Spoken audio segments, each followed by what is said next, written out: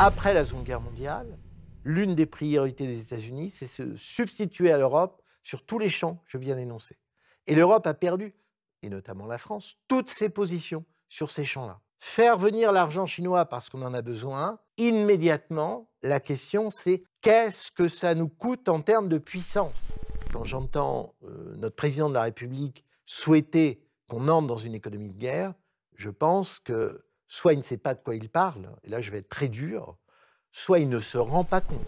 Le résultat, c'est que c'est les États-Unis qui sont perçus comme, effectivement, la puissance qui nous a fait le plus de mal. Nous sommes sous dépendance des États-Unis d'Amérique depuis la fin de la Seconde Guerre mondiale. L'Europe ne peut pas continuer à être ce jardin d'Éden de la libre concurrence dans un monde hostile en essayant de sauvegarder son mode opératoire. L'Allemagne, en tant que telle, elle a une culture de la guerre économique que nous n'avons pas.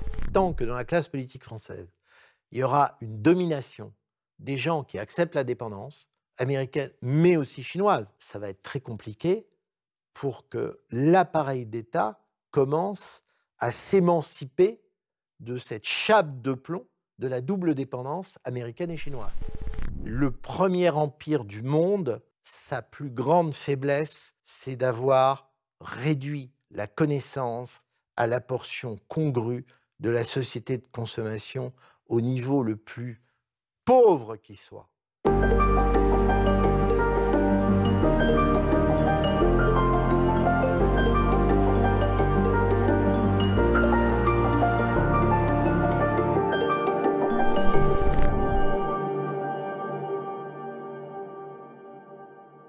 Christian Arbulot, bonjour. Bonjour. Je suis très heureux de vous recevoir sur la chaîne YouTube du site Elucide. Alors, vous êtes un pionnier de l'intelligence économique. Vous êtes même spécialiste de la notion de guerre économique, qui est un concept dont vous avez été l'initiateur en France et en Europe. Et vous avez, dans ce contexte, créé l'école de guerre économique que vous dirigez. Alors, pour commencer cet entretien, j'ai envie de vous demander, finalement, c'est quoi la guerre économique? Alors la guerre économique, c'est une confrontation entre parties pour capter, contrôler, s'accaparer des richesses, de quelque nature que ce soit, et aussi pour être dans un processus d'accroissement de puissance par l'économie. Et depuis quand on parle de guerre économique? Et est-ce que ces manifestations ont évolué au cours de l'histoire? Alors, c'est important de souligner que finalement, c'est une expression qui est restée très longtemps pratiquement inutilisée. On a commencé à parler de cette notion-là en l'associant à la guerre militaire. Et on peut dire que c'est au début du XXe siècle, à cause de la Première Guerre mondiale, qu'on va être obligé de reconnaître l'importance des enjeux économiques parallèlement à la conduite d'une guerre militaire. Donc c'est vrai qu'il nous a fallu beaucoup de temps, pour ce qui me concerne une trentaine d'années, pour commencer à asseoir le concept et à lui donner une existence officielle.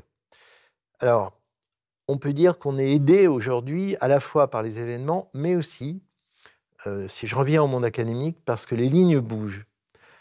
Alors, notamment au niveau international. C'est-à-dire qu'on voit déjà du côté des BRICS, ce qu'on appelle les BRICS, émerger une pensée qui conteste en fait les fondamentaux du libéralisme, qui conteste la vision très centrée sur l'industrie, le marché et le monde financier. On commence aussi à cerner les limites du mot guerre, et notamment du mot guerre militaire.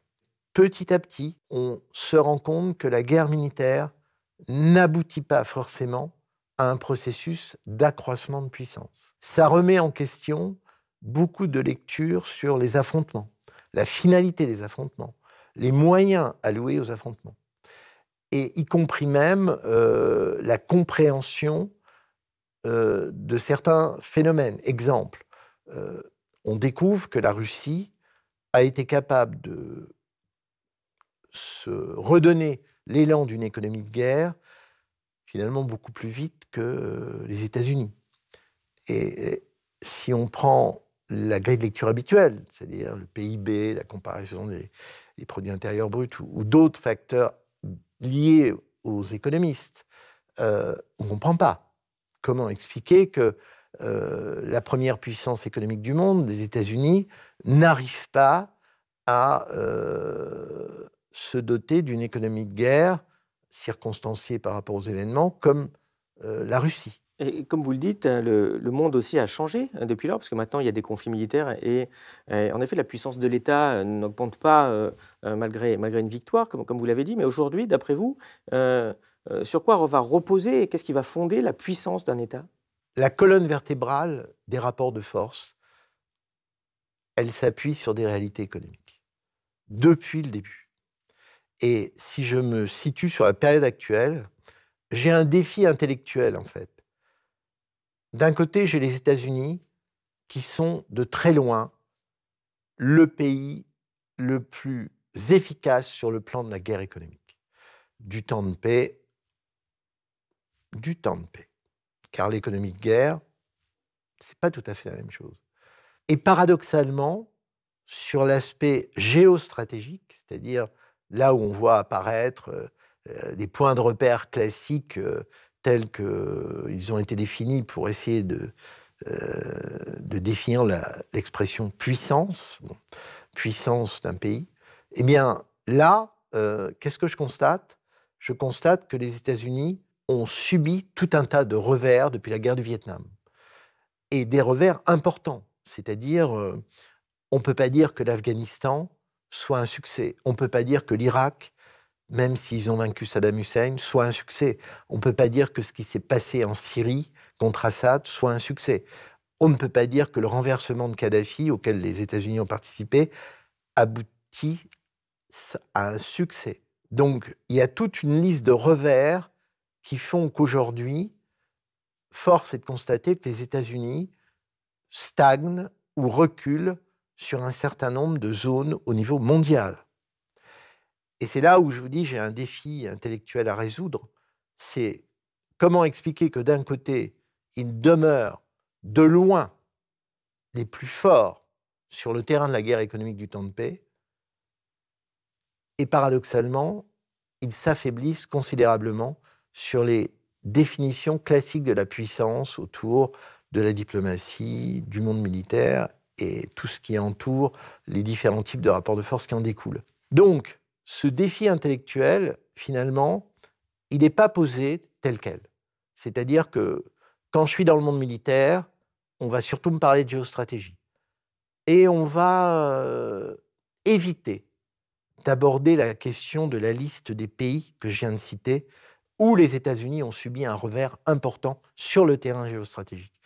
En revanche, on ne parlera pratiquement pas de la géoéconomie et de la puissance américaine dans ce domaine. Donc, vous voyez, on est dans un paradoxe, et c'est un paradoxe dont on parle finalement très très peu. Et bien justement, on en parle ici et on va développer dans un petit moment la partie États-Unis. Mais par rapport à ce que vous dites, j'ai envie de vous demander, est-ce qu'aujourd'hui il peut y avoir une guerre qui ne soit pas aussi une guerre économique? Pour moi, c'est absolument indissociable. C'est-à-dire, quand je dis on remet en question la grille de lecture clausewitzienne, c'est que la guerre militaire n'est qu'un élément, là je parle de confrontation, hein, de l'histoire longue des confrontations dans la quête de puissance, justement.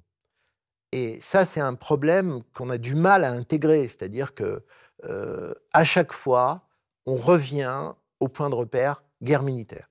C'est ça qui est le monopole de la violence, se traduit par l'affrontement létal, et c'est ce qui va déterminer si un pays l'emporte sur un autre. Mais j'insiste, à la fin de la Seconde Guerre mondiale, ceux qui ont gagné, une partie de ceux qui ont gagné ont perdu. Pas militairement, mais ils ont perdu en termes de puissance. C'est-à-dire que je ne suis pas certain qu'au cours du XXe siècle, on ait réellement osé aborder la question sur laquelle nous travaillons, mais de manière durable, et moi en particulier depuis très longtemps, l'accroissement de puissance par l'économie. Cette notion d'accroissement de puissance par l'économie, qui pour moi est absolument essentielle, je ne vais pas m'appuyer sur Clausewitz pour l'analyser, cette notion. Pourquoi? Parce que dans le temps long, les guerres militaires n'occupent qu'un espace finalement très relatif. Le reste, c'est hors contexte militaire. Si vous aimez cette chaîne et notre travail, pensez à vous abonner et suivez-nous sur elucide.media. En plus de garantir notre indépendance, en vous abonnant à notre site, vous aurez accès à tous nos contenus, analyses graphiques, synthèse d'ouvrages, podcasts, entretiens exclusifs et articles quotidiens. On compte sur vous. Et quand on regarde aussi ce qui se passe depuis quelques décennies au niveau de l'Occident, est-ce qu'il n'y a pas une tentation à partir du moment où on est devenu assez faible militairement, où on vieillit beaucoup, donc il n'y a plus beaucoup de jeunes, il n'y a pas assez de jeunes, donc c'est sûrement pas le moment de les envoyer mourir au front, une tentation de remplacer la guerre militaire par la guerre économique. Et je pense ici à ce qui s'est passé au début de la guerre entre la Russie et l'Ukraine. On a vu Bruno Le Maire nous expliquer qu'on allait écrouler l'économie russe. On voyait que, quelque part, la première attaque, couronnée de succès, comme on l'a vu, Oui. comme historiquement on sait faire quand même chez nous, a quand même été un acte de guerre économique et qui d'ailleurs avait entraîné tout de suite une protestation assez forte de Medvedev qui avait dit attention, la guerre économique, enfin on commence par la guerre économique, ça peut vite devenir après une guerre militaire. Qu'est-ce que ça vous a apporté comme enseignement, ce qui se passe justement dans ce conflit ukrainien, peut-être aussi dans le conflit actuellement à Gaza, sur cet aspect de guerre économique?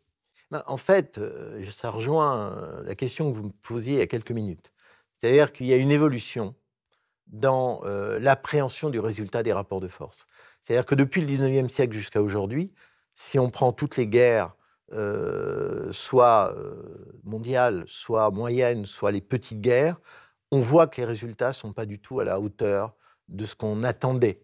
On voit que le coût des guerres a été de plus en plus fort, a bloqué le développement de pays, parfois les a fait régresser, et que très souvent, à quelques exceptions près, ça a déstabilisé la dynamique de puissance. Pourquoi à quelques exceptions près? Parce qu'on le sait bien, aux États-Unis, le complexe militaro-industriel, par exemple, s'est nourri de la guerre et continue à se nourrir de la guerre. Ça, c'est vrai. Mais sur l'ensemble des pays, on voit que la guerre militaire, de plus en plus, depuis 2 siècles, aboutit à quelque chose de finalement très négatif en termes de résultats. Même s'il y a victoire. Même s'il y a victoire. Et on voit bien, si je m'attarde 2 secondes sur les États-Unis, que tout l'appareil de construction d'armement au cours de la Seconde Guerre mondiale a créé une surproduction de produits qui n'ont pas pu écouler après la guerre, et ça a déstabilisé l'économie américaine à la fin des années 50. La crise de l'acier et tout un tas de choses de ce type-là liées à ce phénomène. Donc, oui, la guerre militaire n'est plus une fin en soi pour trancher au sommet de la pyramide de tous les rapports de force la question de la puissance.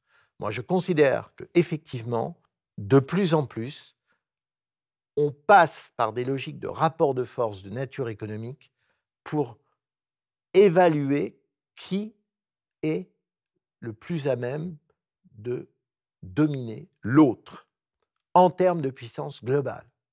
Et on le voit bien, si on prend le cas de la Chine, vous notez bien, certes, la Chine fait des efforts pour se militariser, pour se moderniser, sur terre, sur air, par air, sur mer, pardon, mais sa priorité absolue, c'est de conquérir les marchés.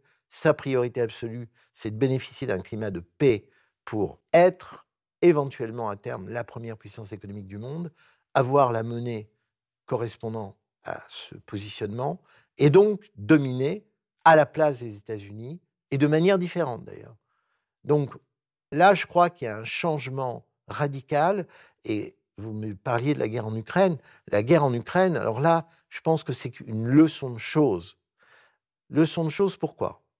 Un, parce qu'on voit bien que l'économie de guerre, j'y reviens, pour mobiliser un pays comme les États-Unis et le faire passer en régime d'économie de guerre, il faut que ce pays se sente menacé presque au niveau intérieur, ce qui n'est absolument pas le cas.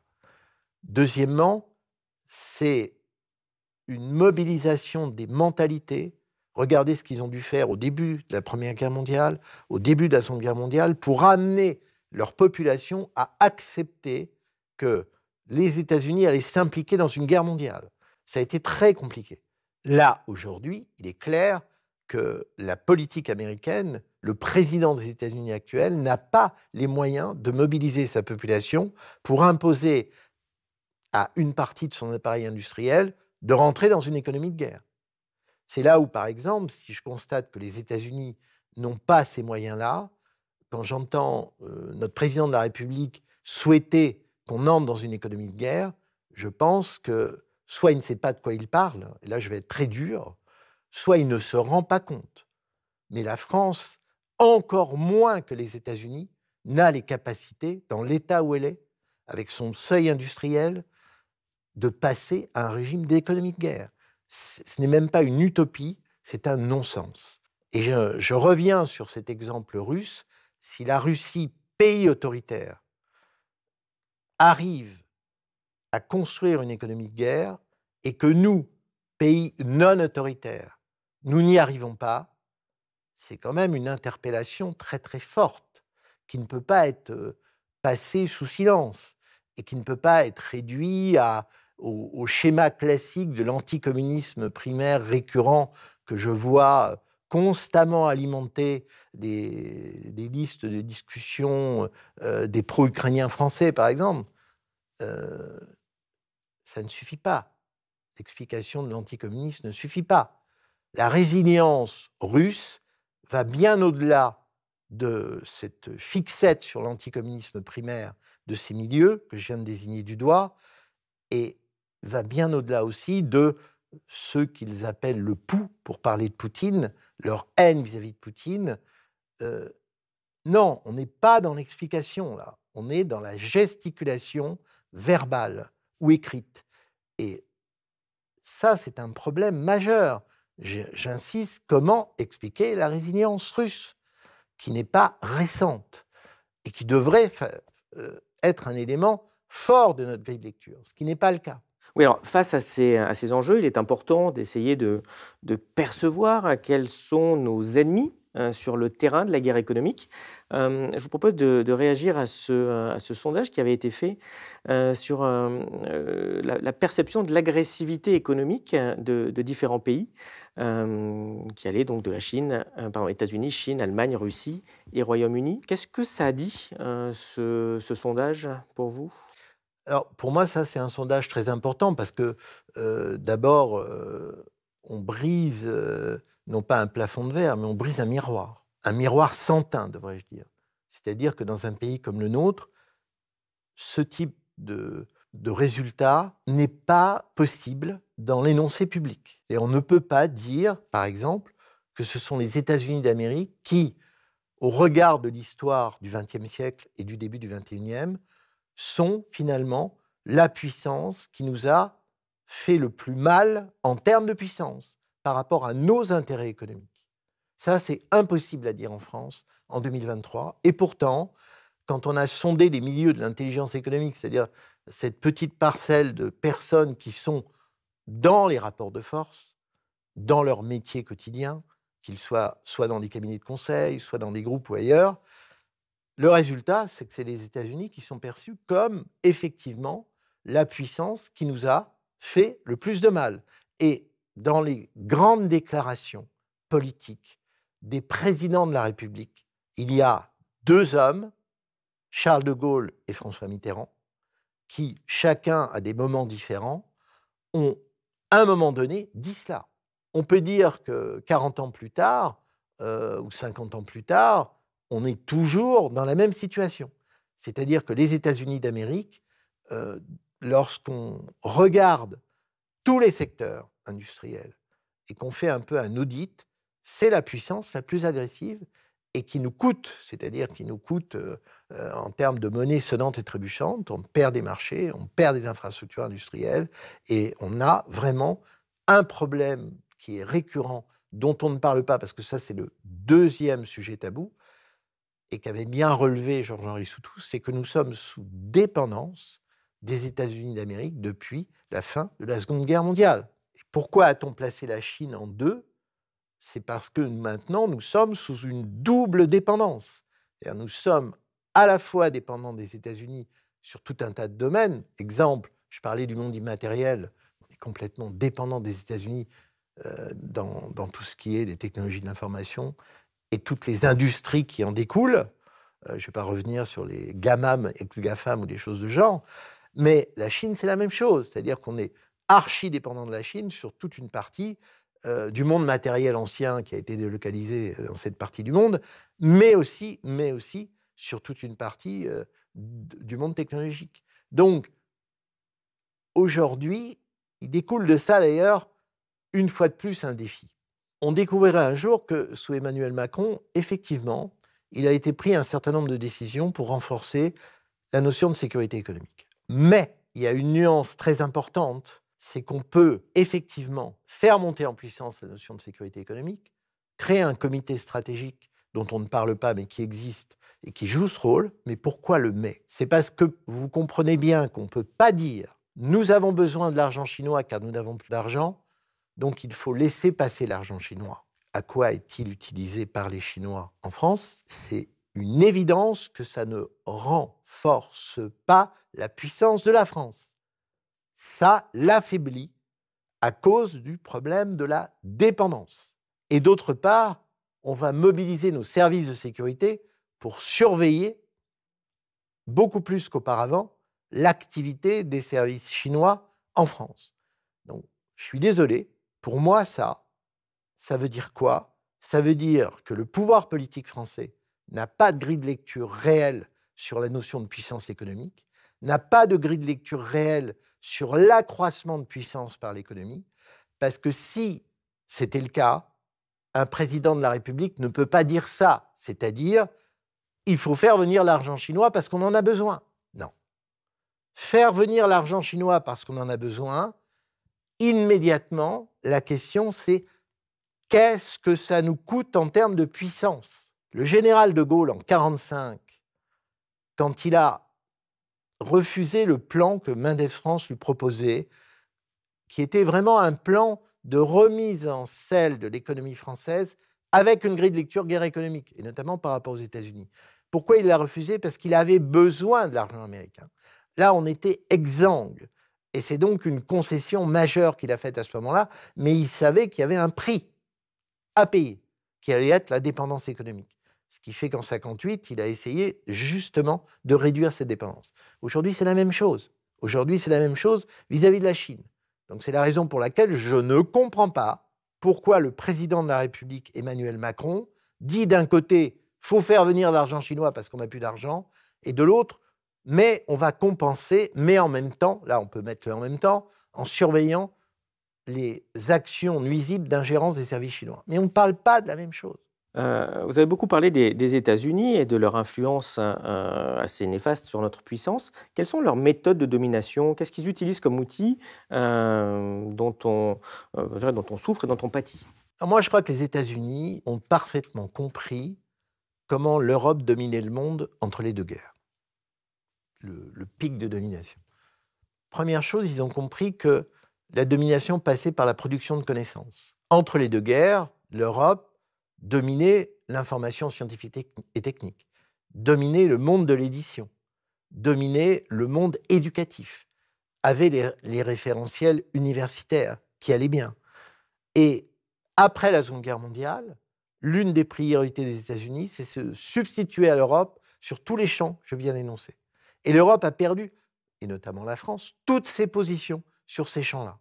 Alors vous allez me dire, mais qu'est-ce que ça vaut de dominer dans le monde de l'édition scientifique? Finalement, c'est un petit marché par rapport à d'autres. Oui et non. C'est-à-dire que quand on est à l'amont pour mettre en avant tous les concepts, aussi bien dans les sciences dures, voire dans les sciences molles, et qu'on maîtrise tout ça, par la suite, ça se traduit par quoi au niveau très concret? Eh bien, ça se traduit parce que les États-Unis ont bâti, en plusieurs dizaines d'années après-guerre, les cabinets de conseil, les cabinets d'audit, les cabinets spécialisés dans le mode finance, toute l'ingénierie cognitive de l'économie de marché du monde occidental et du monde tout court. Alors vous allez me dire à quoi ça sert? Eh bien, un exemple qui m'a été donné au début des années 2000 par un spécialiste de l'industrie de l'eau en France, qui était dans un des 2 grands groupes français, leaders mondiaux à l'époque, et qui m'a dit un jour, comme les États-Unis n'arrivaient pas à nous déboulonner, que les 2 groupes qui avaient voulu le faire avaient échoué, Enron avait explosé en vol, ils ont contre-attaqué comment? Pour essayer de, malgré tout, nous affaiblir. 1. Les cabinets d'audit dominant l'ensemble du marché de l'audit au niveau mondial sont allés voir les gouvernements des économies émergentes et leur ont dit « il faut changer vos procédures d'appel d'offres ». Et ils les ont aidés à changer les procédures d'appel d'offres. Vous allez me dire, pardon, où est le problème? Le problème, c'est que les groupes français avaient des procédures d'appel d'offres qui prenaient en compte tous les aspects de l'industrie de l'eau. Donc, les Américains, qu'est-ce qu'ils ont fait? Ils ont conseillé au gouvernement des économies émergentes de faire exploser ce système et de répartir, de saucissonner les procédures d'appel d'offres. Ça a entraîné quoi? Ça a entraîné que les groupes français ont dû totalement revoir leur système. Pourquoi? Parce que la France n'a aucun cabinet d'audit qui est capable de rivaliser avec les grands cabinets d'audit américains. Seul en Allemagne, un cabinet avait tenté de rester au niveau compétitif des grands cabinets d'audit mondiaux. Donc là, on voit bien le lien qu'il y a entre j'occupe le terrain dans la production de connaissances, au départ sur les aspects scientifiques, éducatifs, pour en arriver à un business mondial, à savoir que lorsque les grands groupes industriels ont besoin de connaissances, ont besoin d'être accompagnés, je suis là et je suis le leader mondial. Et je n'ai pas de concurrent. Donc là, on voit comment les Américains, après-guerre, ont occupé cette partie-là de l'économie de marché qui est devenue une partie essentielle. Et ça est toujours le cas, d'ailleurs. Je ne vais pas revenir sur McKinsey et tout le roman McKinsey des 3 dernières années, mais enfin, McKinsey fait partie de ces grands cabinets d'audit dont je viens de parler. Et les États-Unis utilisent aussi beaucoup l'extraterritorialité de leurs droits. Vous pouvez nous expliquer ce que c'est? Alors, ils ne sont pas arrêtés à la production de connaissances, effectivement. Les États-Unis ont compris que lorsqu'au moment de la présidence Carter, où a éclaté le problème de la corruption à l'intérieur des États-Unis, et parce qu'elle était très importante, il a été décidé de légiférer. Légiférer, ça veut dire obliger les entreprises américaines à revoir leur copie sur ce fameux dossier de la corruption. Lorsque ça a été fait, les Américains ont constaté que ailleurs, il n'y avait pas eu le même type de démarche. Donc, il y avait une sorte de décalage entre la manière dont les entreprises américaines avaient été remises plus ou moins dans le droit chemin par rapport à la corruption, en intramuros, et en extramuros, il y avait les concurrents européens et asiatiques qui, eux, continuaient à vivre comme avant, comme le faisaient avant les Américains. Et à vivre comme avant, ça veut dire, par exemple, donner des pots de vin pour se positionner dans des appels d'offres, etc. Et rappelez-vous qu'à cette époque-là, en France, il y avait un accord entre l'économie, le ministère de l'économie et des finances et les groupes où il y avait une sorte de gentleman agreement pour que ça ne soit pas de l'illégalité, que ça soit négocié. Bon. Donc les Américains ont lancé une démarche rouleau compresseur, c'est-à-dire ils sont passés par l'OCDE, qui est cet organisme de concertation du monde occidental, des pays développés, en disant il faut changer le rapport à la corruption. Il faut justement sortir une législation anticorruption. Ils en ont été les donneurs d'ordre d'une certaine manière, ils ont fait passer ça, c'est bien pratique par l'OCDE pour blanchir leur démarche d'influence. Ça a donné lieu effectivement dans les faits à ce que tout un tas de pays adoptent une nouvelle législation, dont la France, ce qui a complètement déstabilisé tous les systèmes de captation de contrats par les groupes français. Et là, on est entré dans une période transitoire où des groupes français ont continué à jouer au chat et à la souris. C'est-à-dire ont voulu malgré tout continuer à utiliser les vieilles méthodes. Et là, on en vient à l'expression que vous avez citée. Qu'ont fait les États-Unis? Constatant que la convention OCDE ne suffisait pas, que les lois nationales n'étaient pas vraiment appliquées, celles après la convention, eh bien, ils ont fait deux choses très simples. Ils ont commencé à cibler des grands groupes non américains en étudiant en particulier les procédures d'appel d'offres, notamment vis-à-vis de la Chine. Car les États-Unis ne pouvaient pas renverser la table. Il fallait aller chercher le point faible. Et le point faible, ils sont allés le chercher sur un sujet très très précis, à savoir dire à des groupes qui étaient des groupes non américains, européens, qui étaient en train de passer des procédures de joint venture avec des sociétés chinoises, détecter là où il y avait une porosité vis-à-vis du complexe militaro-industriel chinois, risque de transfert de technologie lié à ces procédures d'appel d'offres. Et là, les États-Unis ont commencé à mettre en garde. Et au début, ça passe par des petits articles dans la presse américaine, dans le Wall Street Journal, dans des quotidiens comme ça, en disant « Ah, attention, tel groupe non américain s'apprête à passer un accord, il y a un risque que ça arme la Chine communiste au niveau du complexe militaro-industriel. » Et nous, on a continué à jouer au chat à la souris. Voyant cela, nous, c'est les comités exécutifs des groupes en question, français notamment, d'origine française. Qu'est-ce qui s'est passé? Là, on entre en piste le renseignement américain qui va mener des enquêtes sur chaque négociateur de ces groupes dans les accords de joint venture avec la Chine. Passer de l'individu. Où était-il avant? A-t-il participé à des procédures d'appel d'offres dans des économies émergentes? Et est-il mêlé éventuellement à une démarche de pot de vin par rapport à tel haut fonctionnaire d'économie émergente? Recherche du renseignement américain, ciblage, et lorsque le renseignement américain découvre que sur un dossier, il peut identifier des fonctionnaires locaux de ces économies émergentes, aller au contact, soit les acheter, soit exercer une pression, certains diraient un chantage, pour qu'ils puissent devenir des témoins potentiels. Après, une fois que le dossier est ficelé, arrive le DOJ, le département de la justice, qui monte un dossier à vocation judiciaire pour dire au groupe, vous êtes un groupe corrompu, vous versez des pots de vin, voici les éléments. Et là, quand je parle de rouleau compresseur, ce qui est redoutable, l'affaire Pierucci avec Alstom, c'est une étude de cas intéressante.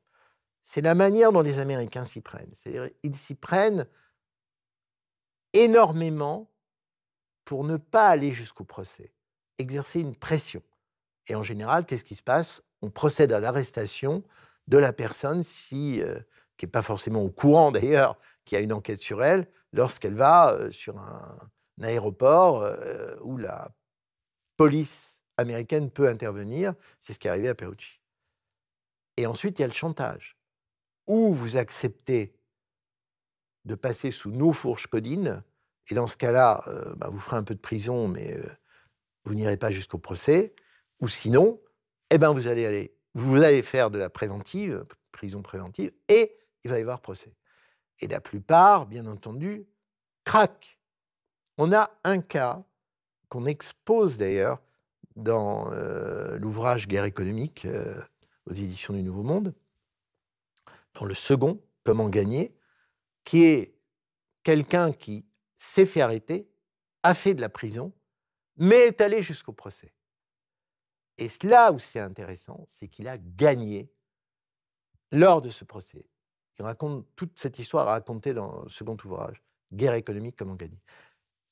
Parce que le dossier du DOJ, devant une juridiction américaine, ne tient pas. C'est ça qui est extraordinaire.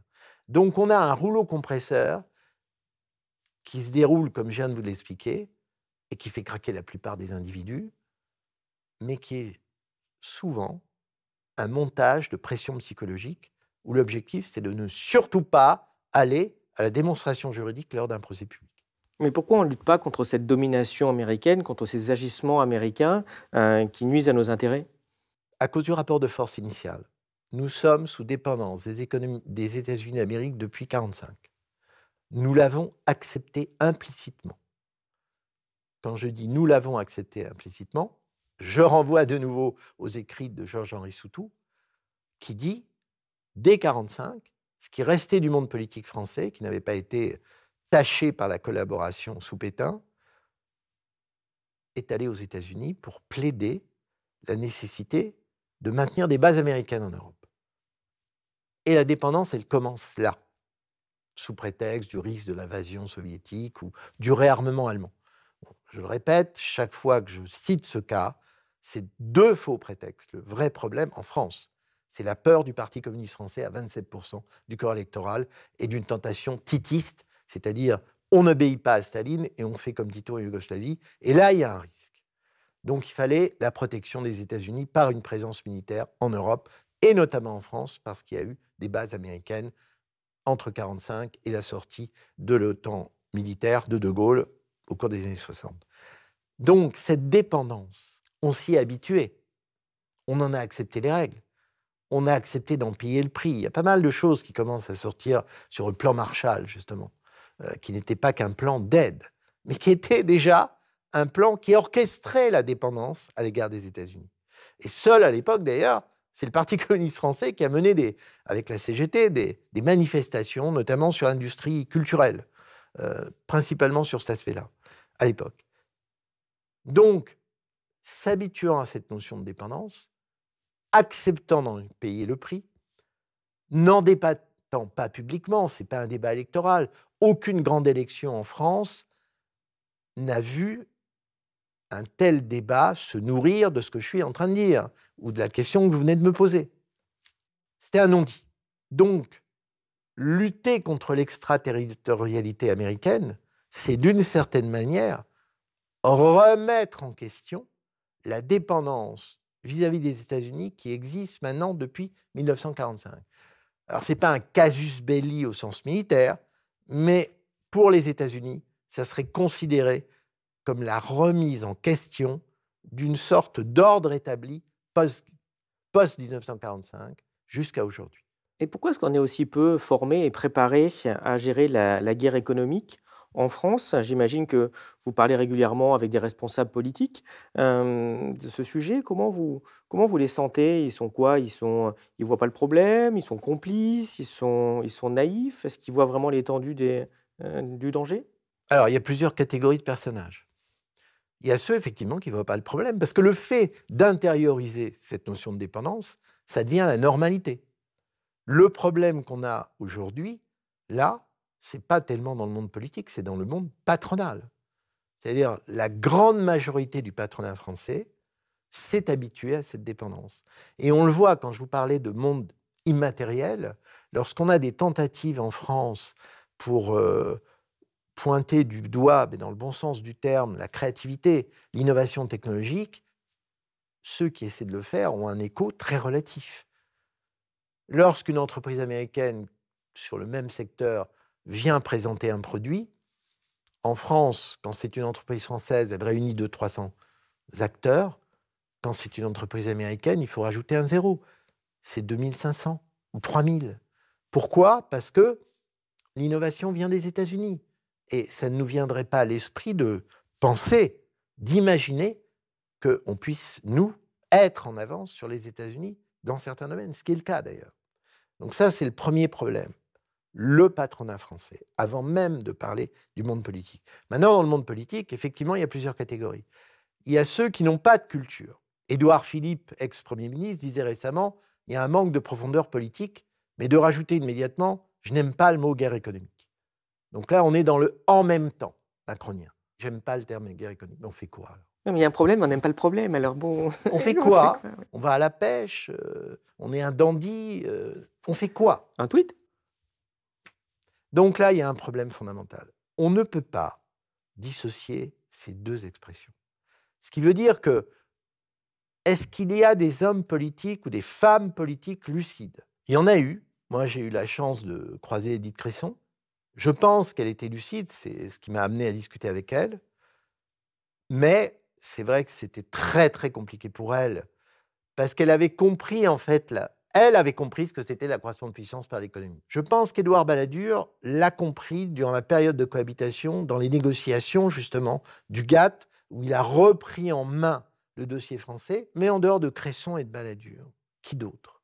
Ben, franchement, je cherche. Parce que, alors si, on peut me dire, oui, sous Hollande, on a un ministre qui a, après, fait son coming out en disant je reconnais qu'on a fait des choses qu'on n'aurait jamais dû faire et qui a essayé de lutter contre. Arnaud Montebourg. Voilà. C'est ça, oui, qu'on a reçu ici. Je vous renvoie d'ailleurs vers cette interview. Et qui a fait une très belle déclaration au Sénat, je crois, une sorte de réquisitoire sur tout ce qui avait été perdu. Et il faut lui rendre hommage pour ça. Mais peut-être aurait-il fallu qu'il tape plus fort du poing sur la table quand il était ministre, et, parce qu'il fallait. Et malheureusement, bon, il n'était pas forcément à ce rendez-vous-là, mais au moins, il a pris la parole après, au moins il a dit les choses telles qu'elles devaient être dites. Alors, il n'y a pas eu beaucoup de choses en France, mais est-ce qu'au niveau de l'Union européenne, il y a eu de l'aide ou au contraire, plutôt du sabotage? Quel rôle a joué l'Union européenne là-dedans? Alors, moi, à mon petit niveau, je sais que quand Édith Cresson était commissaire à Bruxelles, je suis allé la voir parce qu'on avait une relation constructive.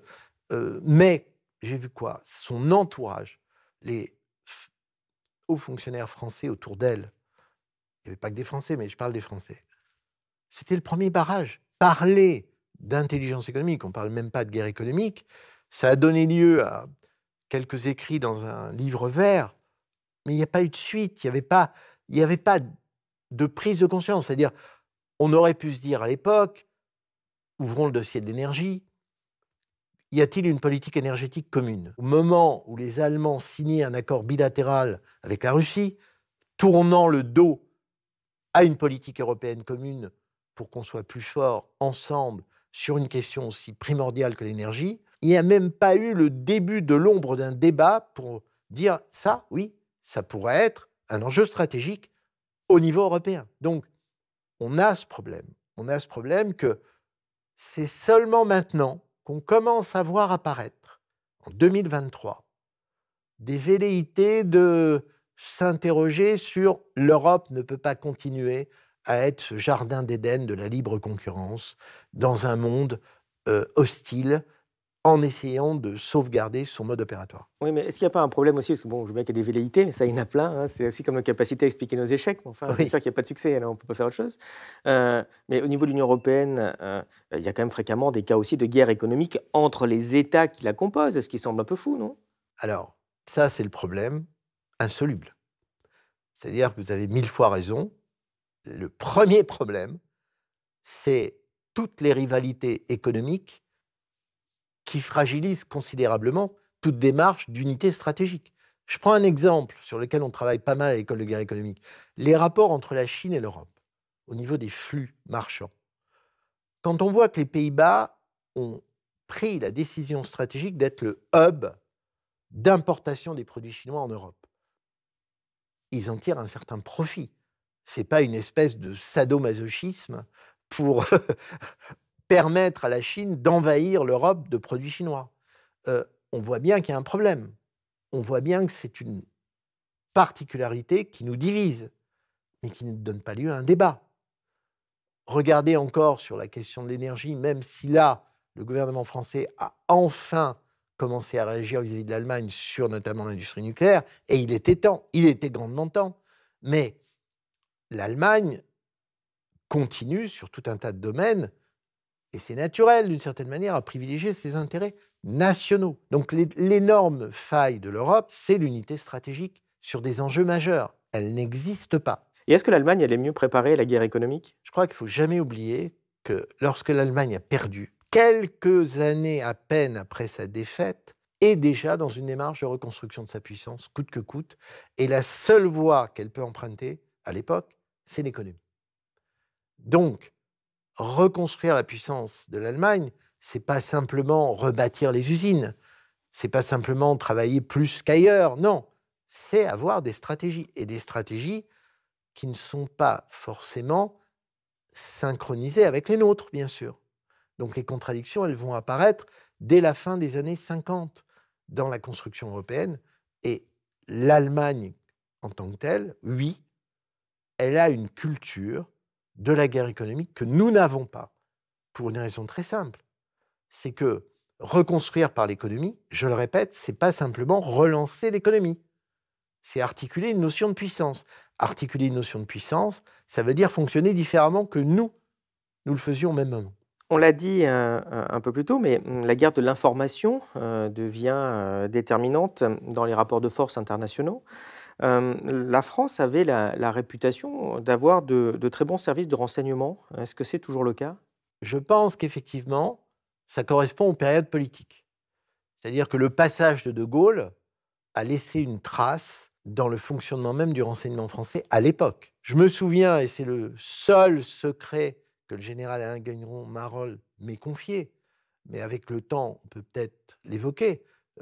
Marolles me disait, une fois, j'ai réuni plusieurs grands patrons français, nous avions récupéré le plan stratégique de tel groupe industriel de tel pays étranger. Et nous leur avons donné. Et Marolles, qui avait beaucoup d'humour, de dire quelle ne fut pas ma surprise de constater la réaction de ces patrons qui ont dit « mais que voulez-vous qu'on en fasse ?» Alors ça, c'est une belle photographie, un bel instantané. Vous voyez l'incompréhension. Donc oui, on avait des services de renseignement dont une partie était réellement mobilisée. On peut même dire que ça a duré, et ça, on l'oublie, jusqu'aux années 80, puisque Pierre Marion, le seul patron du renseignement extérieur français qui venait du monde industriel, avait diligenté dans les années 80 une très très grosse mission d'espionnage sur territoire nord-américain, États-Unis, sur l'industrie informatique, qui était complètement synchrone avec tous les problèmes qui nous avaient été posés au début des années 60 par rapport à l'industrie informatique américaine. Plusieurs dizaines de cadres supérieurs espionnés sur sol américain pour le compte de la DGSE, qui avait nouveau nom du SDEC, donc. Et cette opération, hélas, a été inventée, semble-t-il, si j'en crois un journaliste de l'Express, par une trahison à l'intérieur de la DGSE, quelqu'un qui avait des états d'âme, comme quoi c'était très mal d'espionner un allié. Mais c'est une opération qui n'était pas hors sol, qui correspondait vraiment à des différentiels lourds de compétition entre l'industrie informatique atlantique, nord-atlantique et la nôtre, et avec des recherches de besoins très très précis en captation de technologie. Donc oui, on avait ça. Et aujourd'hui, c'est dans quel état cet appareil de renseignement Alors il a été mis en sommeil pendant très longtemps, au niveau offensif. Il est en train de se réveiller. La bonne nouvelle, c'est qu'il y a eu une communication, il n'y a pas très longtemps, d'un représentant de la DGSE au colloque des directeurs de sécurité, de sûreté d'entreprise, qui a dit on redevient offensif. Donc, on est obligé, on n'a pas le choix. Oui, parce que je rappelle aussi que après la chute du mur en 89, comme les États-Unis avaient un immense appareil de CIA, de NSA, d'espionnage, il a été décidé de, comme il n'y avait plus d'ennemis comme ça pressants comme l'URSS, de le mettre au service plutôt de l'économie américaine et de faire en sorte que, par exemple, si un jour, quand les espions ont des informations sur Airbus qui est en train de prendre un marché en Thaïlande, eh bien, de passer cette information à Boeing immédiatement. Donc d'utiliser leur service de renseignement politique ou d'État au service des entreprises. Et donc, comme vous le disiez, ce qu'on n'a pas fait pendant longtemps et a priori ce qu'on est en train de faire. Je vous renvoie, on en avait parlé avec Ali Laïdi dans une interview sur ce sujet-là. J'ai envie de vous demander, 10 ans après l'affaire Snowden, est-ce qu'on a pris des mesures pour se protéger de cet appareil d'espionnage américain, d'une façon peut-être plus générale, de la surveillance étrangère? Alors, disons qu'il y a une surveillance qui s'est accrue, mais le problème qui est lié à la logique de dépendance dont je parle depuis le début de cet entretien, c'est que même s'il y a en France des structures de renseignement et de sécurité qui travaillent sur ces questions, ça ne sera jusqu'à une période récente, ça n'était pas une priorité. C'était d'autant moins une non-priorité que nous étions fortement dépendants des États-Unis d'Amérique en termes de renseignements par rapport à la lutte contre l'islamisme armé, l'islamisme terroriste, Daesh ou des forces de ce genre. Et les Américains étaient les premiers à nous rappeler que si nous voulions avoir accès à tout un tas d'informations qui nous ont d'ailleurs été très utiles, notamment sur des opérations aussi en Afrique subsaharienne, rappelez-vous, il ne fallait pas les déranger sur d'autres sujets. Donc il y avait une espèce d'accord de principe, ce qui a gelé complètement pendant très longtemps toutes les opérations offensives de renseignement de nature économique française. Je le répète, c'est en train de changer. Mais le problème demeure malgré tout. C'est-à-dire qu'il est évident que lorsque les services français, notamment dans le cas de l'ingérence juridique dont vous parliez tout à l'heure, se sont manifestés sur le territoire français, des solutions ont été proposées au pouvoir politique français, notamment vis-à-vis d'un cabinet d'avocats américains très intrusif sur le territoire parisien, et qui n'ont pas été acceptées par le politique, de peur qu'il y ait, une fois de plus, un coup de canif donné dans cet accord implicite de dépendance qu'il ne fallait pas remettre en question. Alors, où est-ce qu'on en est maintenant ? Je crois que la présence du renseignement américain en France est tout aussi importante, que l'affaire Snowden n'a rien solutionné réellement, que nous avons d'énormes problèmes par rapport au cloud, par rapport aux technologies d'information, par rapport aux data, par rapport à toute cette masse dont nous sommes dépendants, puisque nous n'arrivons pas, pour l'instant en tout cas, à nous extraire de cette dépendance. Ça, c'est le vrai débat. C'est-à-dire le monde immatériel est un monde quasi neuf, où théoriquement, on devrait chercher des marges de manœuvre, mais hélas, nous reproduisons dans le monde immatériel le même schéma de dépendance que celui qui existait dans le monde matériel. Face à ces grands enjeux, beaucoup de gens se sentent impuissants, un peu dépassés, sur lesquels il n'y a pas vraiment de contrôle démocratique d'ailleurs. J'aimerais te demander, est-ce que les peuples ont un rôle à jouer? Parce que les États en général ont tendance à camoufler un peu leurs intentions en revêtant ou en affichant des doctrines des bonnes intentions. On va promouvoir la démocratie, on va aider la liberté, mais que dans certains pays, attention. Pourtant, quand les citoyens s'en rendent compte, alors évidemment on pense au Vietnam où là la mobilisation des citoyens était déterminante, on le voit un petit peu avec la Palestine, comme dans des pays où il y a quand même des manifestations un peu, enfin qui commencent à être assez importantes, même s'il n'y a pas vraiment d'effet encore en termes de pression. Mais est-ce que la prise de conscience de tous ces problèmes par les populations et leur mobilisation pourrait avoir un rôle? Moi, je crois que ça pourrait avoir... La prise de conscience des populations, c'est un rôle essentiel. Nous travaillons énormément sur ce sujet. C'est-à-dire, j'ose dire que l'école de guerre économique s'automissionne sur des cas un peu exemplaires, où on essaie d'avoir la légitimité maximale pour faire des démonstrations, rendre les résultats publics. Mais au-delà de la petite entité que nous sommes, je pense qu'aujourd'hui, sur les vrais enjeux dans l'agroalimentaire, dans l'agriculture, en matière de santé publique, en matière d'accès à la connaissance, en matière de données personnelles, tous les champs que je suis en train d'évoquer pourraient nous permettre de mobiliser des structures de la société civile pour soutenir des démarches stratégiques d'un État, en l'occurrence la France. Le problème, et vous parliez tout à l'heure de guerre de l'information, là on arrive dans le vif du sujet.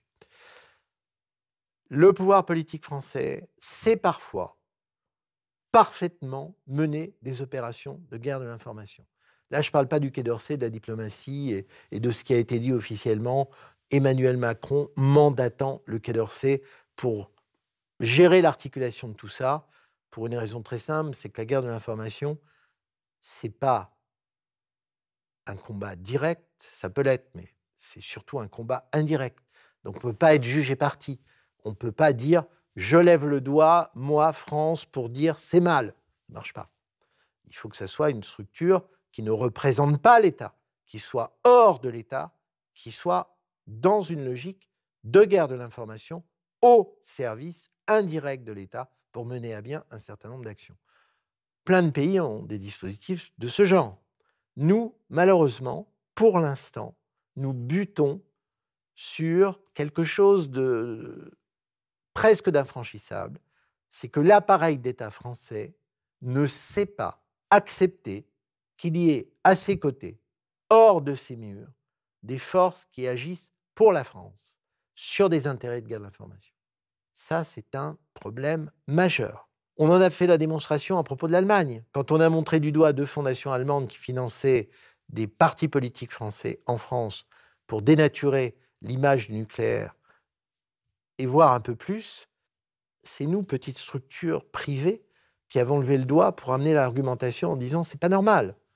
C'est pas l'administration française qui a décidé d'intervenir pour rappeler aux Allemands qu'il ne faut pas être un gérant de cette manière. Des dossiers comme ça, mais il y en a des centaines aujourd'hui. Oui, mais comment voulez-vous que l'État accepte d'avoir une structure indépendante qui va œuvrer pour le bénéfice des intérêts de la France quand une partie des élites, vous avez dit tout à l'heure, trahissent les intérêts de la France? Alors peut-être pas trahir, dans leur vision, c'est bien d'être soumis aux Allemands, c'est bien d'être soumis aux Américains. Ce n'est pas non plus des traîtres à fusiller, ce n'est pas ce que je dis, mais voilà, en tout cas, on peut dire que les décisions qui sont prises, quand on prend une décision, elles ne rentrent pas clairement dans le cadre des intérêts supérieurs de la France, en théorie.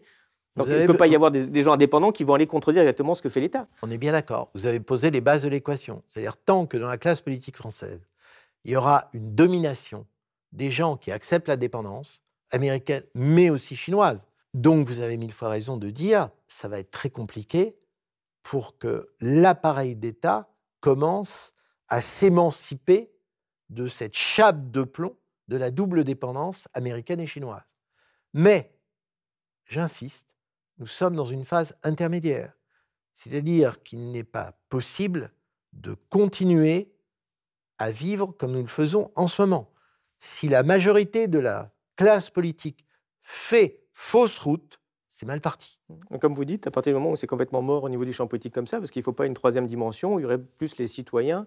Mais dans ce cas-là, comment les intéresser aussi à ces C'est le grand défi. Je pense qu'il faut la troisième dimension dont vous parlez.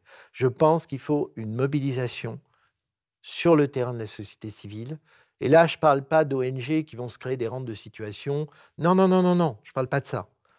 Je parle vraiment de gens qui ont compris qu'il était absolument nécessaire, par l'articulation locale, par des situations bien précises, l'union fait la force. Il va falloir réellement créer ce réseau pour se battre, sur le plan cognitif bien sûr. C'est absolument indispensable. Nous n'avons rien à attendre de la classe politique actuelle. Oui, mais pour accroître la puissance de la France par l'économie, il faut quand même être autonome. Parce que c'est sûr, si on dépend de l'argent chinois, des outils américains, c'est sûr qu'on est soumis à un chantage, quoi. Forcément, à une espèce de raquette. Bien sûr. Une raquette, parce qu'on a laissé la puissance à d'autres. Mais on n'a pas aujourd'hui cette autonomie, on l'a bien vu au moment de l'époque du Covid. Et peut-être, je trouve que c'est assez dramatique, non seulement, évidemment, on a eu tous ces problèmes, mais on n'en a pas tiré de leçons. C'est-à-dire que si il nous arrive bientôt le Covid 2024, on va nous dire encore, désolé, il n'y a pas de masque, parce qu'on n'a pas fait un outil de production industrielle de masques en France. On a essayé, on a mis 2-3, puis ça s'est vite. J'ai vu qu'il y a encore des entreprises qui ont fait faillite et qu'on dépend encore à 90% de la Chine et qu'il faudra encore aller se battre avec les Tchèques sur des aéroports pour piquer 3 masques. Mais je ne sais pas, qu'est-ce qu'il faut pour qu'on arrive à changer les choses? Comment on fait pour que la France ait les moyens d'être indépendante? On n'a pas d'autre choix, pour l'instant, que de créer des cas d'école, parce qu'il faut faire de la pédagogie, pour montrer en quoi on peut aboutir à des petites victoires. Ça veut dire créer un réseau de citoyens et de citoyennes sur ce terrain-là. Et là, ce n'est pas l'histoire des cahiers de doléances, hein. Ça n'a rien à voir. Là, on n'est pas sur le terrain gilet jaune ou autre, ce n'est pas du tout ça auquel je pense. Je pense à des gens qui sont dans la vie active, qui construisent en commun des solutions là où c'est possible, pour essayer justement de construire des éléments qui échappent à cet ensemble-là dont vous venez de parler. Alors, ça peut sembler utopique. Personnellement, je ne le pense pas. Je ne le pense pas, je prends un exemple. Moi, je suis sur le terrain de l'éducation. L'éducation, on sait très bien qu'il y a l'effondrement abyssal de l'éducation nationale publique. On voit bien qu'on ne peut pas continuer sur cette pente-là. Que ça plaise ou non, d'ailleurs, à l'ensemble des acteurs. Et quand je parle de l'ensemble des acteurs, il n'y a pas que le ministre qui est montré du doigt, qui semble faire des choses d'ailleurs, le dernier en poste, mais il y a aussi le monde enseignant qui a entièrement à se remettre en question lui-même. Et là, je parle du public. Et pas que les inspecteurs généraux de l'éducation nationale, le monde enseignant. Si je prends un exemple, mais vraiment un exemple à charge sur ce monde enseignant, qui a dénigré l'enseignement technique en France?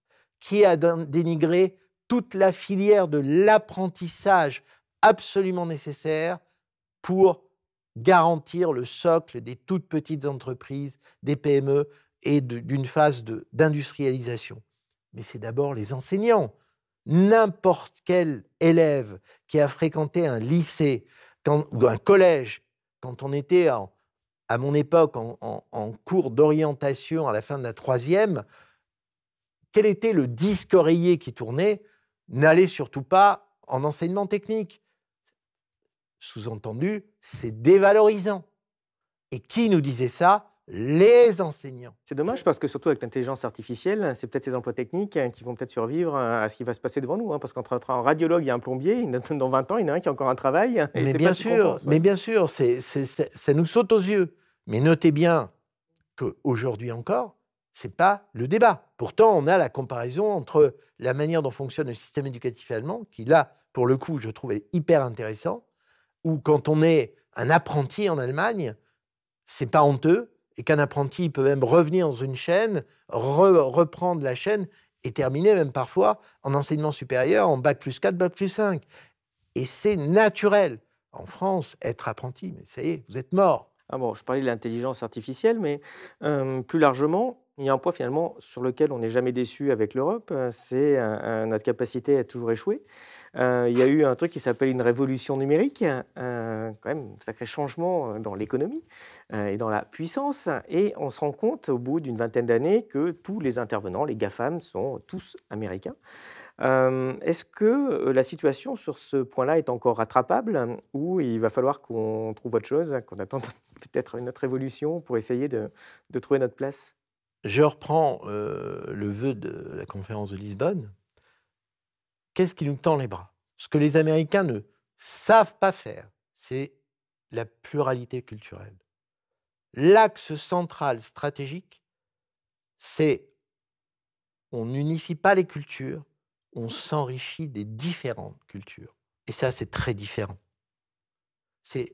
On l'a devant nous, cet axe central. Il suffit simplement de le faire vivre. C'est la capacité à se nourrir de cet ensemble de cultures. Et là, il faut produire de la connaissance. Et là, si on fait du ChatGPT tiré d'un système monoculturel, on va s'appauvrir. L'appauvrissement aux États-Unis, il suffit d'aller dans l'équivalent des maisons de la presse américaine pour voir ce qui est vendu. Il faut voir combien il y a de livres vendus. Et là, je parle pour le peuple américain. Je ne parle pas de la bibliothèque d'Harvard, justement. Et là, on voit que, hélas, le premier empire du monde, sa plus grande faiblesse, c'est d'avoir réduit la connaissance à la portion congrue de la société de consommation au niveau le plus pauvre qui soit. Quand on a ça sous les yeux, l'axe stratégique, il est exactement le contre-pied de ça. Donc oui, on pourrait réagir. Oui, on pourrait travailler, nous, sur de l'intelligence artificielle, mais sur cette richesse culturelle, surtout pas sur l'autre modèle. Mais pour le faire, il faut avoir, et on en revient à ce que vous disiez, des gens dans la société civile, des gens du monde académique, et d'autres qui relèvent le défi, justement, qui relèvent le défi, qui ne sont pas là à attendre leur ticket pour publier un article dans une revue notée du système de contrôle nord-américain et pour parler la même langue, c'est déjà compliqué, et surtout pour être sur la même chaîne de concepts. Oui, puis je dirais aussi, il faut résister au rouleau compresseur européen qui essaye quand même De niveler. d'aller niveler, de construire une espèce de culture unifiée, une langue unifiée, etc., etc. Mais pour réagir, que pensez-vous du fait que le protectionnisme économique est très mal vu en France alors qu'il est et en Europe, hein, alors qu'il est, enfin, il est même interdit en Europe, pas grâce aux lois européennes, alors qu'il est allègrement pratiqué, évidemment aux États-Unis, hein, qui ont plusieurs lois pour avantager toutes leurs sociétés, toutes les lois Buy American Act, ce genre de choses, hein.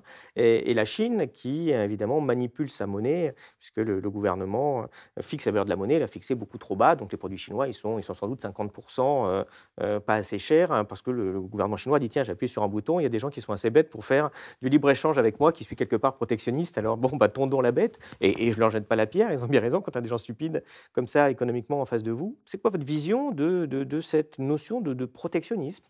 Le protectionnisme, c'est une arme comme une autre. Mais comme vous l'avez dit, encore faut-il l'utiliser. J'en reviens à la case départ. Tant qu'on aura dans les ministères stratégiques des gens qui se contentent simplement d'appliquer le lissage européen tel qu'il existe aujourd'hui, et pas plus, ce mot est un mot tabou. Donc il n'est pas dans le registre accepté. Le problème qu'on a vraiment maintenant, c'est qu'il faut réapprendre à marcher. D'abord, la sécurité économique. Ensuite, il va falloir réapprendre à être protectionniste là où c'est nécessaire. Je n'ai pas dit là où c'est possible. Là, je ne vais pas être le macroniste de base. Je dis là où c'est nécessaire. Si on détermine qu'il faut que nous soyons protectionnistes là où c'est nécessaire, vous doutez bien que on en revient à la société civile, on en revient à des milieux qui vont comprendre et porter cette manière de faire, donc à démontrer la nécessité absolue de faire. Et là, ce n'est pas des dissidents qu'on construit, c'est des citoyens qui deviennent de nouveau responsables, ce qui n'est pas du tout la même chose. Justement, ces citoyens, il va falloir qu'ils se mobilisent parce qu'on est à l'aube d'un changement de paradigme assez important avec le changement climatique qui est devant nous, avec l'épuisement des ressources qui est devant nous. Comment ce changement de monde, en fait, va, d'après vous, influencer les relations internationales? On est en train de se rendre compte de choses qui sont évidentes, mais vous avez bien compris qu'on n'a pas trop envie de le voir. Le monde, c'est clair, c'est fracturé. On ne va pas recoller les BRICS en les divisant pour remettre sur scène une espèce de nouvelle mondialisation, heureuse ou malheureuse, sous le pilotage direct des États-Unis d'Amérique. Ce monde-là n'existe plus. Alors on est encore des somnambules, parce que c'est devenu une mode en Europe d'être somnambule, j'ai l'impression. Mais ce monde-là n'existe plus. On sait très bien aussi que le monde occidental n'existe plus.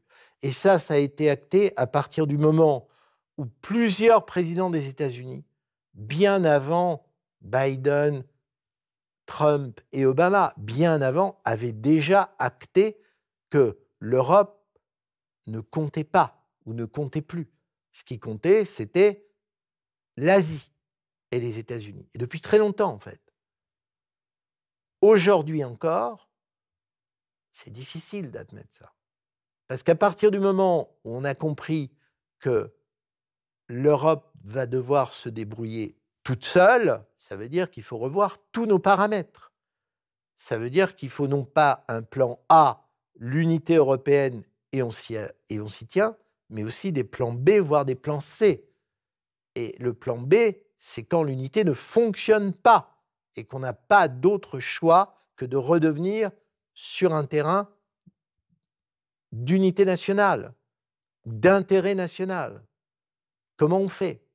Et un plan C, c'est que si on n'arrive pas à construire un terrain d'unité nationale, c'est avoir des zones de résistance citoyenne qui deviennent des grains de sable qui empêchent le rouleau compresseur d'avancer. Et là, on est quasiment, je le répète, non pas dans la dissidence, mais dans la responsabilisation de groupes de citoyens qui décident d'agir sur leur terrain économique ou socioculturel ou éducatif, là où c'est possible, et qui le montrent, et qui font de la pédagogie, et qui ne reculent pas, surtout. Alors, 2022 a marqué le passage des 8 milliards d'habitants sur la planète. On voit sur les cartes que démographiquement, les choses sont en train de changer. L'Inde est venue sur le devant de la scène, puisque en 2023, eh bien, elle a dépassé la Chine. Donc, désormais, le pays le plus peuplé, c'est l'Inde. Et pendant ce temps-là, on le voit sur ce deuxième graphe, eh bien, l'Europe, qui en fait déjà pesait pas grand-chose depuis un certain temps, a entamé une décroissance démographique. Donc, est-ce que vous pensez que cet élément démographique, avec l'émergence à venir d'ailleurs aussi de l'Afrique d'ici la fin du siècle, et le passage normalement des 10 milliards d'habitants, va être un élément déterminant sur l'avenir des relations internationales et donc des guerres économiques? Je crois que ce décalage-là, qui est en train de s'accentuer d'année en année, c'est l'élément essentiel. Mais l'histoire nous le démontre depuis son origine. Nous sommes devant un problème insoluble, ce décalage démographique. Et notez bien, vous l'avez compris, que si on prend le cas de l'Europe, qu'est-ce qui est en train de se profiler? La réaction naturelle face à cela, c'est la rétractation, c'est le repli sur soi. Donc il est clair que dans les 20 prochaines années, l'évolution politique de l'Europe risque de manifester ce type de repli sur lui-même. Le problème qu'on a, c'est que nous n'arrivons pas à faire autre chose.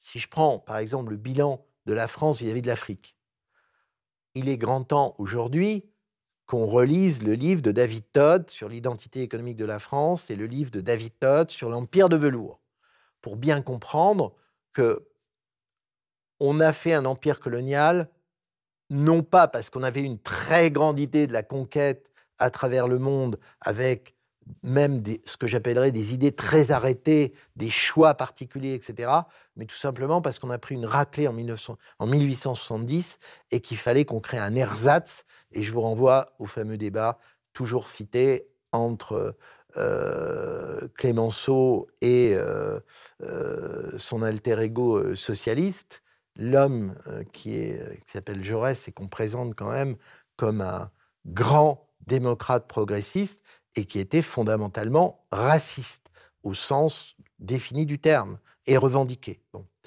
Si on ne relit pas ces ouvrages-là, on ne comprend pas que la stratégie de la France en Afrique, c'est qu'en fait, il n'y a jamais eu de stratégie. Il y a eu un certain nombre d'opportunités qu'on a ensuite gérées dans des cas très différents si on parle d'Afrique subsaharienne avec le Maghreb et à l'intérieur du Maghreb, les trois pays, Tunisie, Maroc, Algérie, d'une part. Et deuxièmement, parce qu'on part là, mais on n'a pas de stratégie après être parti, à part l'armée française qui va essayer de se maintenir là où c'est encore possible, mais sinon il n'y a pas de stratégie. Donc, vous imaginez le problème. D'un côté, le repli sur soi, et de l'autre, sur la présence mondiale qu'on avait, on découvre que finalement, il n'y a pas de stratégie. Donc, il faut inventer, non pas un nouvel impérialisme ou un nouveau colonialisme, non, il faut voir comment on peut travailler avec un continent, là je pense à l'Afrique, qui, contrairement aux apparences, va mettre énormément de temps à évoluer. Je ne crois pas une seconde à la rapidité fulgurante du développement de l'Afrique. Regardons où en est l'Afrique. L'Afrique est dans un continent où, bien sûr, il y a tout un tas de richesses, il y a des changements, on est bien d'accord, mais c'est une situation quand même catastrophique dans énormément de pays. Il y a des pays qui ont totalement régressé. Et là, je ne dis pas, si je cite l'Afrique du Sud, ce n'est pas pour vanter l'apartheid. L'Afrique du Sud a régressé. Le Nigeria a régressé. Quand j'étais à Sciences Po Paris, on me rabâchait que le Nigeria allait être la première puissance nucléaire de l'Afrique noire. On voit ce qu'il en est aujourd'hui. Donc, ne rêvons pas. c'est un continent où ça va être très compliqué et de manière durable. D'où nécessité absolue comment on travaille avec les Africains, et notamment avec la diaspora africaine qui existe en France et qui est française. Là, on voit notre déficience majeure. On n'y arrive pas. On y arrive à la marge sur du culturel, mais au sens de l'économie. Qu'est-ce qu'on fait? Quelles sont les forces vives de la nation française sur le terrain économique pour avoir réellement un dialogue constructif avec cette partie du monde? Je cherche et je ne trouve pas forcément. Eh bien, nous arrivons à la fin de cet entretien. Merci. Je vais vous poser notre question traditionnelle. Qu'est-ce qui, selon vous, est connu de peu de personnes et qui mériterait d'être connu de tous? Un livre, un film. Le livre Fahrenheit 451, le film est connu du même nom. Pourquoi? L'idée de l'auteur, c'est dans un monde du futur, on détruit les livres, on les brûle. Les pompiers brûlent les livres. La morale de l'histoire, c'est apprendre par cœur la connaissance, car l'avenir de l'humanité, c'est la connaissance. Et cette connaissance, il ne faut pas la perdre. Il ne faut pas l'appauvrir. Le grand échec de l'Empire américain. Il ne faut pas l'appauvrir. C'est la raison pour laquelle on a créé, c'est un clin d'œil, ce fameux centre de recherche 451. Car la philosophie de notre centre de recherche appliquée, c'est comment produire de la connaissance. C'est comment la rendre diffuse. C'est comment être à 360 degrés. Enfin, j'extrais le camembert salafiste et frères musulmans, là je prends position, qui sont des ennemis mortels de l'humanité. Dans l'humanité qu'on souhaite, c'est-à-dire une humanité qui se parle, une humanité qui se respecte, une humanité qui ne s'exclut pas en aucun cas. C'est ça mon vœu, et c'est ça mon optimisme.